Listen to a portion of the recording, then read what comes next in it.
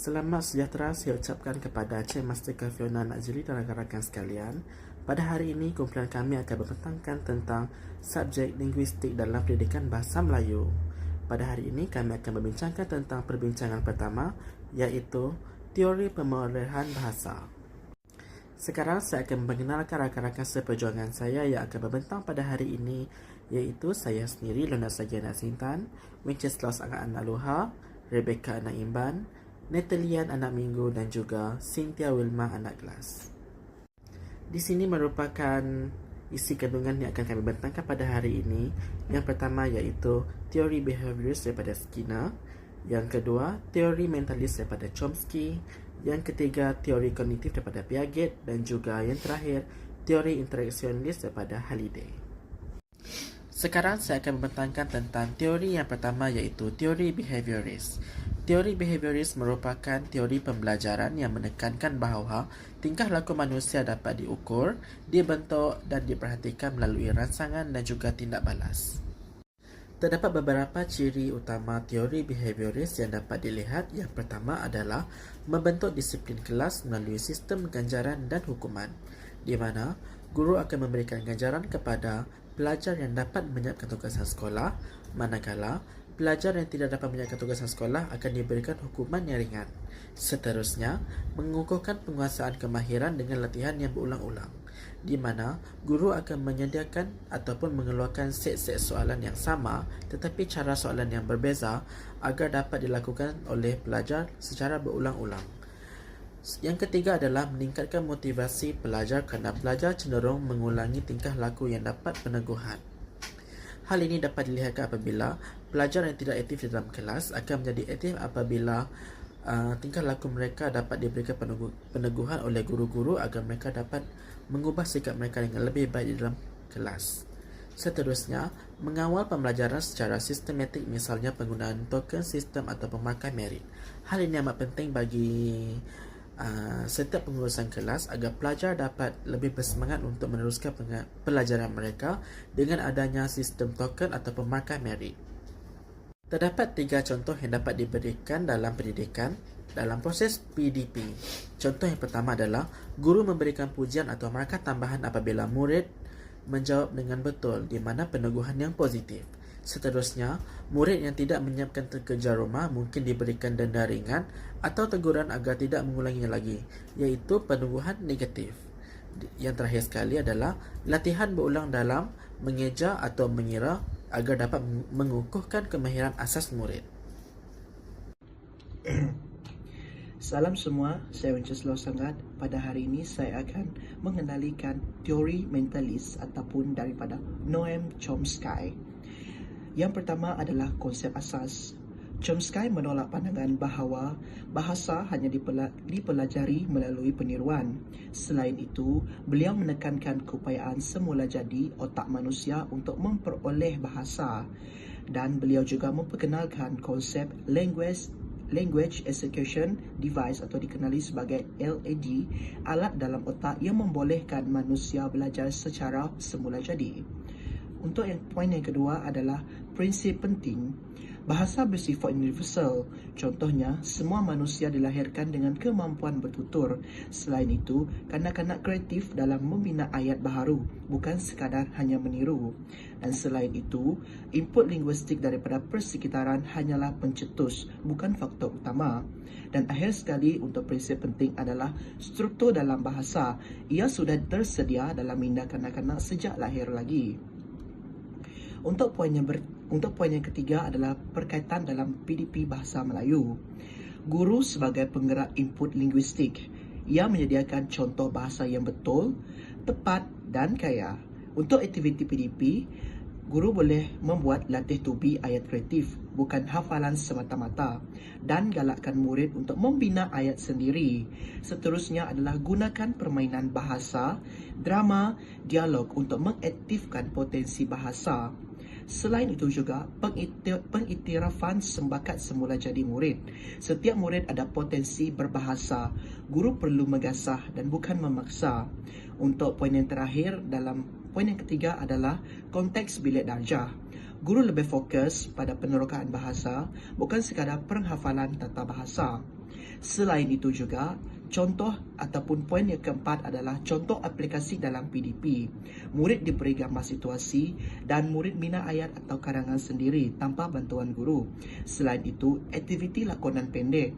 Murid mencipta dialog spontan untuk mereka menciptakan filem pendek tersebut. Dan seterusnya adalah perbincangan dalam kumpulan. Murid bebas berbahasa dengan kreativiti mereka, tak kira mereka menggunakan bahasa dalam ataupun bahasa yang digunakan pakai untuk harian. Untuk rumusan untuk teori mentalis ini adalah teori mentalis Chomsky menekankan bahawa adalah fitrah semula jadi. Guru bahasa Melayu perlu jadi fasilitator untuk mencukil potensi murid, bukan hanya penyampai ilmu. Dan akhir sekali, PDP lebih menyeronokkan bila murid diberi peluang mencipta, menyoal dan mencoba. Sekian saja daripada saya serahkan seterusnya kepada Rebecca. Salam sejahtera saya ucapkan, saya Rebecca. Saya akan membentangkan tentang teori kognitif. Teori kognitif ini adalah diasaskan oleh Jean Piaget. Jean Piaget berpendapat bahawa pemerolehan bahasa tidak boleh dipisahkan daripada perkembangan kognitif seorang kanak-kanak. Kognitif bermaksud cara pemikiran kanak-kanak. Kanak-kanak belajar bahasa berdasarkan cara mereka berfikir, memahami dan memproses sebuah maklumat. Semakin matang anak-anak sebut, semakin berkembang dia punya perkembangan mental dan penggunaan bahasa seseorang. Teori kognitif dia mempunyai 4 peringkat. Yang pertama adalah sensori motor, yang kedua adalah praoperasi, yang ketiga ialah operasi konkret, manakala yang keempat adalah operasi formal. Saya akan membentangkan dua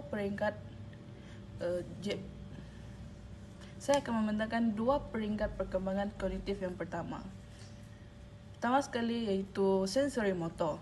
Sensori motor dia berlaku pada kanak-kanak umur 10 hingga 2 tahun. Bayi menggunakan deria atau pergerakan motor untuk memahami dunia sekeliling. Pada tahap sensori motor ini, perbuatan bayi akan melakukan seperti tangisan, bunyi vokal dan dapat menyebut sebutan yang mudah sebagai tarikan perhatian seorang bayi tersebut. Hubungan bahasa dan pengalaman konkret yang sangat kuat dapat meningkatkan lagi penguasaan kanak-kanak dalam bahasa. Contohnya, bayi tersebut dapat belajar tentang perkataan bola setelah bayi tersebut sering untuk melihat bola atau sering memegang bola tersebut. Seterusnya adalah peringkat praoperasi. Peringkat praoperasi berlaku pada umur kanak-kanak 2 hingga 7 tahun. Pada tahap ini, kanak-kanak mula menamakan objek di sekeliling mereka dan menyusun ayat dengan mudah. Mereka banyak menggunakan bahasa egosentrik, iaitu mereka sering bercakap dengan diri sendiri tanpa mengira salah atau betul atau orang lain faham atau tidak tentang percakapan mereka. Dalam fasa ini, mereka lebih kepada berimajinasi. Contohnya, mereka suka pura-pura masak atau bermain doktor-doktoran dalam imajinasi mereka. Imajinasi mereka ini dapat membantu untuk meningkatkan lagi penguasaan bahasa mereka kerana kosakata mereka berkembang dengan lebih cepat dan pesat. Hal ini disebabkan oleh dalam peringkat peroperasi ini mereka lebih suka meniru atau mengulang perkataan yang sering didengar oleh bayi pada peringkat 2 hingga 7 tahun. Sekian, terima kasih. Selamat sejahtera, nama saya Natalia Ana Minggu. Hari ini saya akan membentangkan tentang perkembangan bahasa mengikut tahap kognitif murid berdasarkan teori Piaget. Menurut Piaget, terdapat 2 tahap penting yang berkait rapat dengan perkembangan bahasa murid. Pertama, tahap operasi konkret iaitu sekitar 7 hingga 11 tahun. Pada tahap ini, murid sudah mula memahami asas tata bahasa, mempunyai kosakata yang lebih luas serta menggunakan bahasa untuk berfikir secara logik dan mudah. Yang kedua adalah tahap operasi formal iaitu bermula umur 11 tahun ke atas. Pada tahap ini, murid mampu menggunakan bahasa untuk mengutarakan idea yang lebih abstrak, berfikir secara kritis, berdebat dan menulis secara kompleks. Contoh dalam pengajaran dan pembelajaran ialah guru boleh memberikan aktiviti seperti penulisan esei, perbahasan atau penyelesaian masalah yang memerlukan murid menggunakan pemikiran abstrak, khususnya di sekolah menengah. Yang kedua adalah guru juga perlu menyelaraskan tahap bahasa dengan tahap kognitif murid. Hal ini penting supaya pengajaran tidak terlalu mudah sehingga membosankan atau terlalu sukar sehingga murid tidak mampu menguasainya. Bagi poin saya iaitu interactional daripada Halliday. Ya, Halliday, menurut Halliday, 1975 menekankan bahawa bahasa berkembang melalui fungsi sosial. Kanak-kanak belajar bahasa kerana mereka ingin berinteraksi dengan orang lain dan memenuhi keperluan harian. Antara fungsi yang diketengahkan Halliday melalui teori interactionalisme adalah instrumental. Instrumental bahasa mengenai alat untuk mendapatkan sesuatu. Contohnya meminta makanan atau mainan. Yang kedua, interactional. Interactional merupakan bahasa untuk menjalin hubungan sosial seperti berbual, bermain, berkawan. Selepas itu ialah heuristik, iaitu bahasa untuk meneroka dan bertanya soalan tentang dunia sekeliling. Seterusnya ialah personal. Melalui personal, bahasa untuk menyatakan bahasa adalah untuk menyatakan perasaan, pendapat dan identiti diri seseorang. Seterusnya ialah regulasi, iaitu bahasa bagi mengawal atau mempengaruhi tindakan orang lain. Seterusnya ialah imaginative, iaitu bahasa untuk mencipta cerita, bermain permainan atau berimajinasi. Yang last sekali adalah representational,